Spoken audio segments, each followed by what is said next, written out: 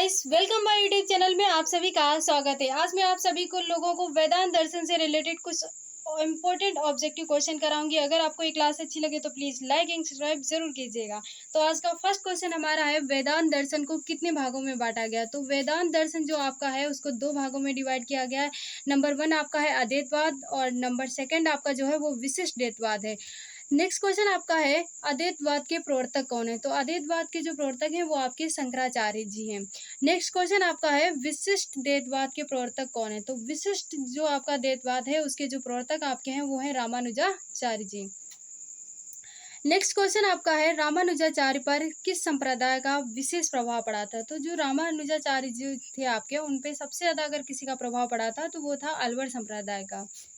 Next question आपका है, ब्रह्मा निर्गुण ही है तो जगत रूपी सगुण कहाँ से आया, वह माया के कारण। यह कथन किसका है, शंकराचार्य। ये कहते थे कि हमें ब्रह्म के दर्शन क्यों नहीं होते। ये कहते थे क्योंकि हमारे आंखों पे क्या है, माया का जाल फंसा हुआ है। क्योंकि ये प्रकृति को ये क्या मानते थे, माया मानते थे। कहते थे इसी के कारण हम लोग इसमें फंस जाते हैं, माया की वजह से, इसीलिए हमें ब्रह्म के दर्शन नहीं हो पाते हैं।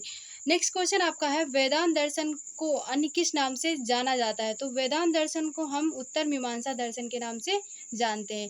नेक्स्ट क्वेश्चन आपका है, नारायण ने ब्रह्म सूत्र में जिस दर्शन का प्रतिपादन किया वह किस दर्शन का मूल ग्रंथ बना। तो वो बना आपका है अद्वैत दर्शन का।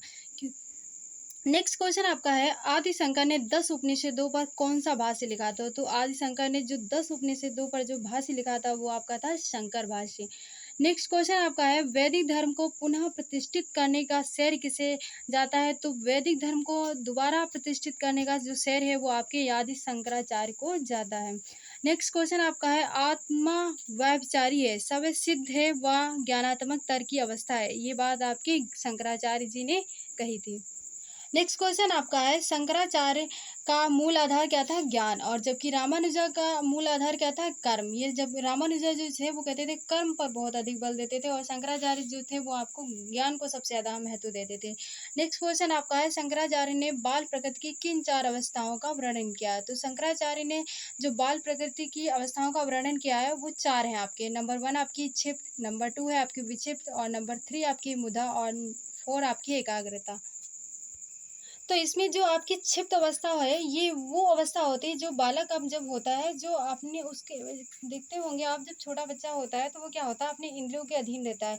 क्योंकि उसे वो चाह के भी कुछ अच्छा नहीं कर सकता। क्योंकि वो क्या होता है कि अगर उसको कुछ किसी चीज़ का खाने का मन है ना, तो वो खा लेता है भले उसे नुकसान कर जाए। क्योंकि उसका मन उसके कंट्रोल में नहीं होता है। और जब किसी की इंद्रियां उसके कंट्रोल में ना हो, किसी व्यक्ति के, तो वो ऐसी, तो वो कौन सी अवस्था होती है, तो वो क्षिप्त अवस्था आपकी होती है। क्योंकि इस क्षिप्त अवस्था में आपकी इंद्रियां आपके अधीन नहीं होती हैं। सॉरी, मैंने रॉन्ग बोल दिया है। इसका मतलब ये है कि क्षिप्त जो है ये यह ऐसी अवस्था है जब बच्चा जो होता है वो अपनी इंद्रियों के अधीन रहता है। मतलब कि इसमें वो कुछ भी नहीं कर सकता अपनी मर्जी का, वो जो उसकी इंद्रियां चाहती हैं वो वही करता है। नेक्स्ट आपकी जैसे ये है विक्षिप्तता। तो विक्षिप्तता जो है यह वह अवस्था होती है जब बच्चा अपनी इंद्रियों पर नियंत्रण करने लगता है।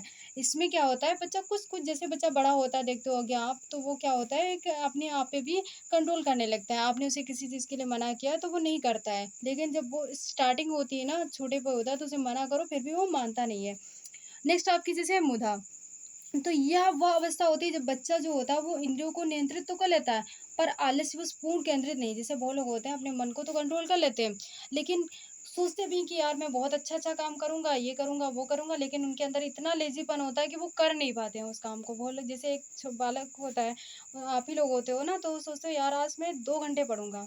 आपने सोच तो लिया, आपका मन तो किया मैंने 2 घंटे का पढ़ने के लिए, लेकिन जब शाम हुई तो आपने सोचा अरे आवाज कौन पढ़ेगा, कल पढ़ते हैं हम। तो ये जो आपके अंदर बात आपकी जो चल रही है ना, तो ये मुद्दा अवस्था होती है कि आप सोच तो रहे हो लेकिन आप कर नहीं पा रहे हो, क्योंकि आपके अंदर क्या है, आलस्य आ गया है। और जो आपकी फोर्थ आपकी है एकाग्रता।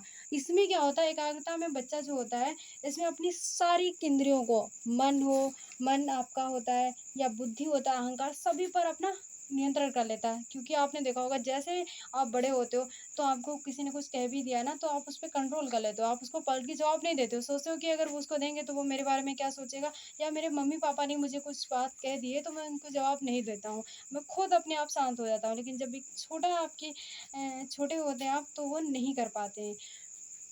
तो शंकराचार्य ने बाल प्रकृति की जो थी वो 4 अवस्थाएँ आपकी बता दी थी, क्षिप्त, विक्षिप्ता और बुधा, और 4 जो थी वो आपकी एकाग्रता थी। नेक्स्ट क्वेश्चन आपका है, वादरायण व्यास द्वारा विरचित ग्रंथ का नाम क्या है? तो वो आपका जो वादरायण व्यास द्वारा जो विरचित ग्रंथ था उसका नाम था आपका ब्रह्म सूत्र। आई होप आप सभी को जितने भी मैंने वेदांत दर्शन से रिलेटेड जितने भी मैंने क्वेश्चन कराए आप लोगों को अच्छे लगे होंगे। अगर आपको ये क्लास अच्छी लगी तो प्लीज़ लाइक एंड सब्सक्राइब ज़रूर कीजिएगा।